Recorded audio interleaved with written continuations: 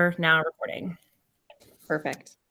Okay, so Miss Andrea, can you tell me what your job title is and what is your certification?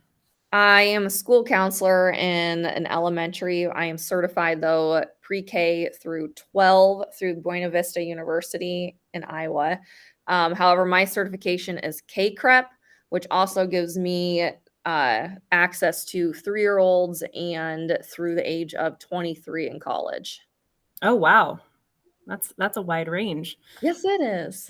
So what experience do you have in preparing students for after high school?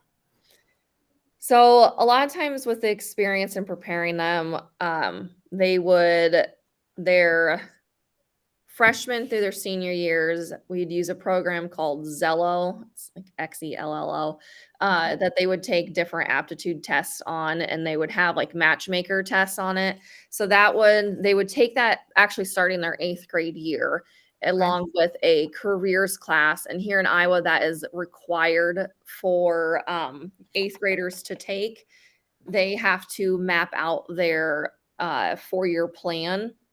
Now, a lot of them obviously don't know exactly what type of classes that they want to take exactly, but it gives them an idea. So they start taking those aptitude tests to kind of gear them towards certain professions.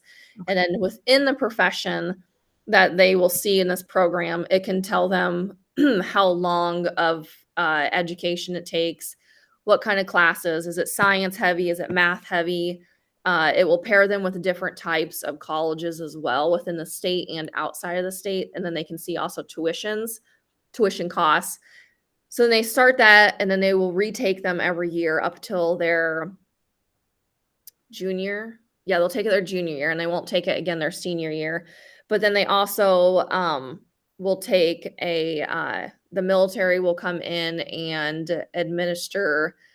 It's a test that, yes, it is for military entrance, but we don't release their scores to the military, but they will come in and they will talk about their scores and kind of then branch off again what kind of jobs that they matched with. So some of them will realize, "Who, you're really good in engineering," and some of them are like, "Who, not so good in engineering."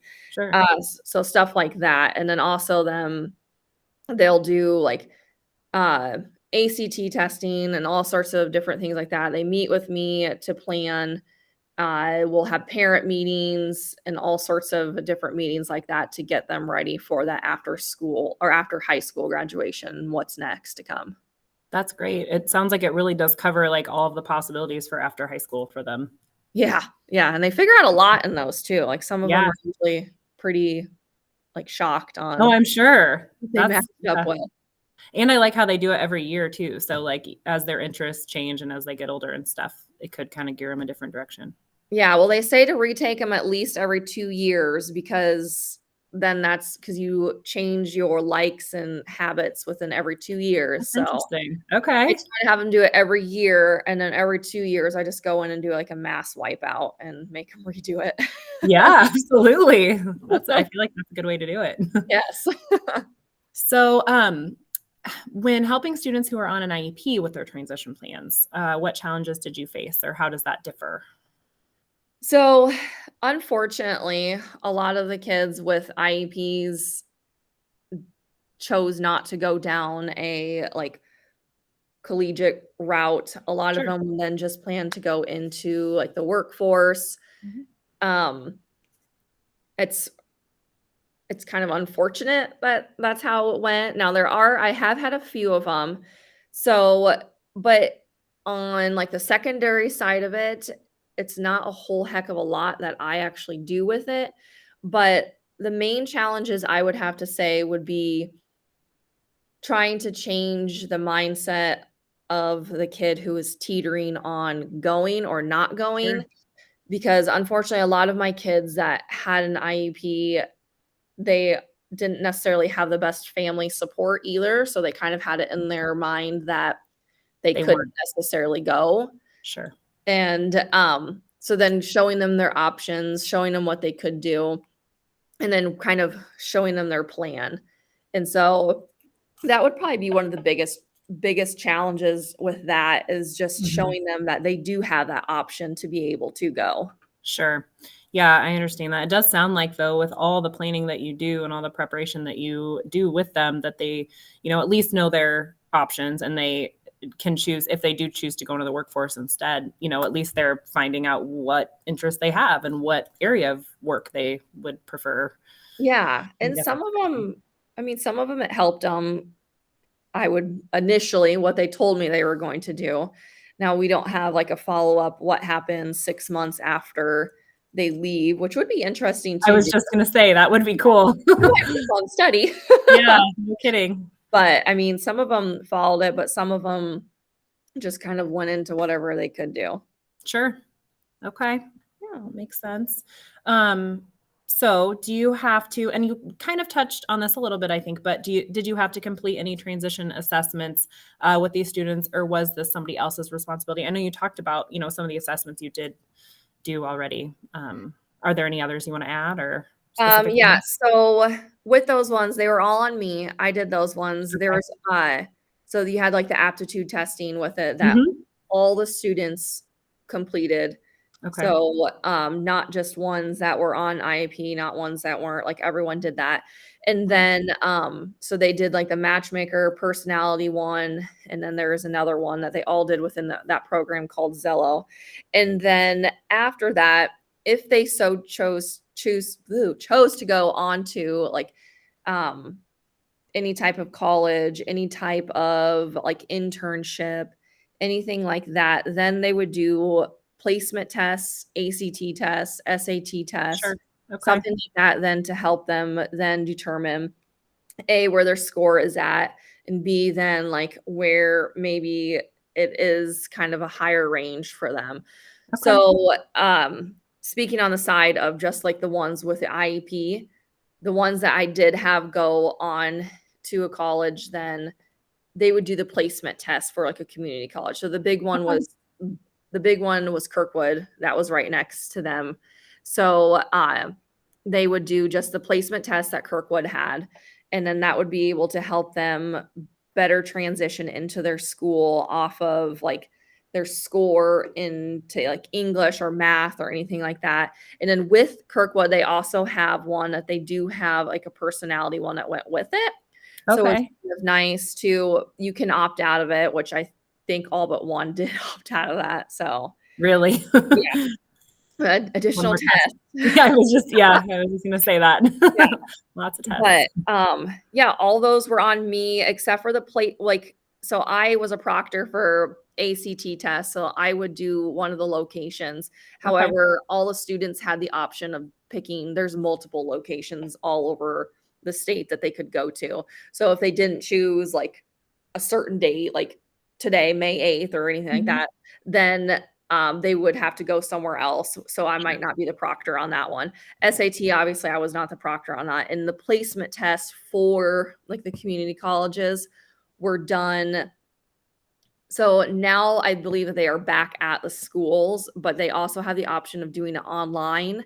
And so Okay. the kids that chose to do it online, they would be in my office and then I would be their proctor there. I wouldn't be able to say or do anything, but they had to have like a licensed individual in there so Absolutely. they could Yeah, do the test. that makes sense. Okay. All right, thank you. So after, discussing several different things regarding the testing and getting, students ready for college or for the workforce, wherever they choose to be, is there anything that you would change about the process? Any way that you assisted in the transition planning? So I'm not really involved much once I pass off an IEP or a 504 Okay, or anything like that, just because the school then has to do the accommodations from there.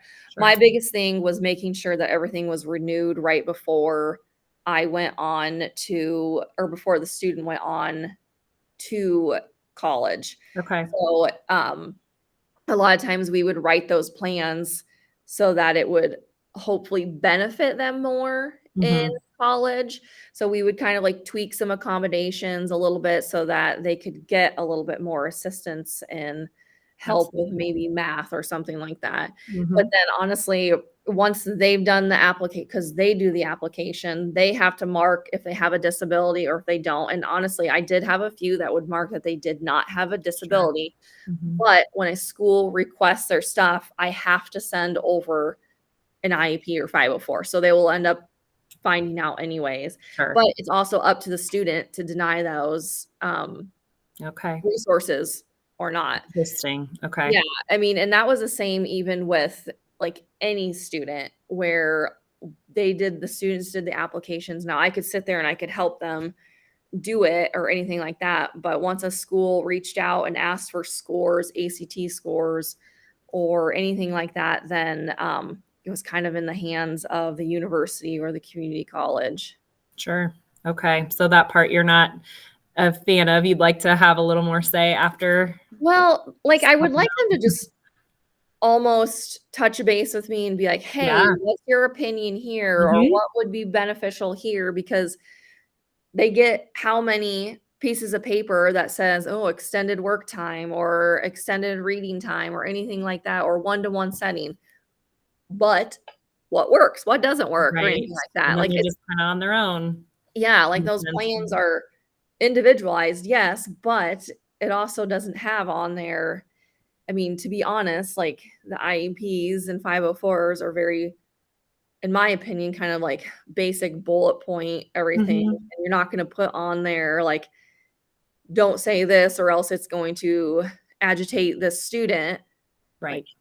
Like, I mean, Feel like somewhere along the line that type of stuff gets lost because I feel like in the early childhood ones, those things are written, and then I think that, kinda trickles off along the way maybe. yeah, well, and I get to, like, I mean, now you're at, like, a collegiate level, and they don't have like, they hop around on different levels like that too, but with some of those, it's like, oh, they do need a little bit more. Absolutely.